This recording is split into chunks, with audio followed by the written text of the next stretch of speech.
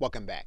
When you are structuring text on your page, you will want to distinguish at times between text that you want within a paragraph apart from text that you want outside of the paragraph.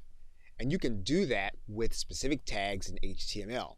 So for example, if we were to highlight this text, you'll notice that all of the text within this block is going to be within one paragraph. And the reason it appears that way is because we're using the paragraph tag.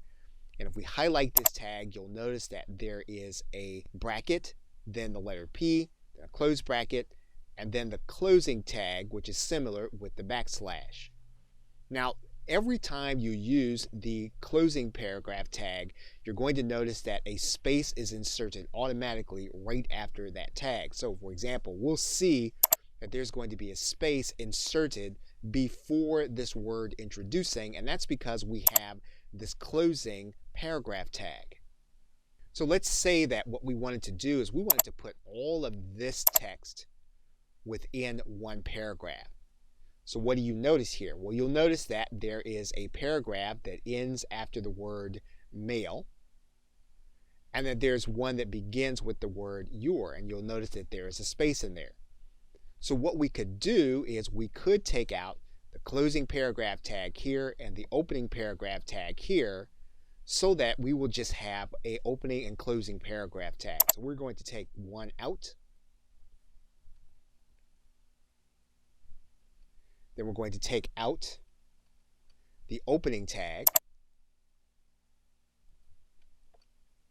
And now what we're going to do is we're going to have all the information inside of one paragraph. And you'll see now that this information is all in one paragraph and that the space is still inserted after the paragraph tag.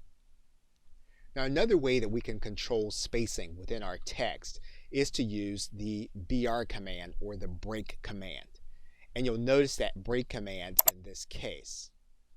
And what the break tag does is it moves the text to the next line. So for example, if we were just to copy this tag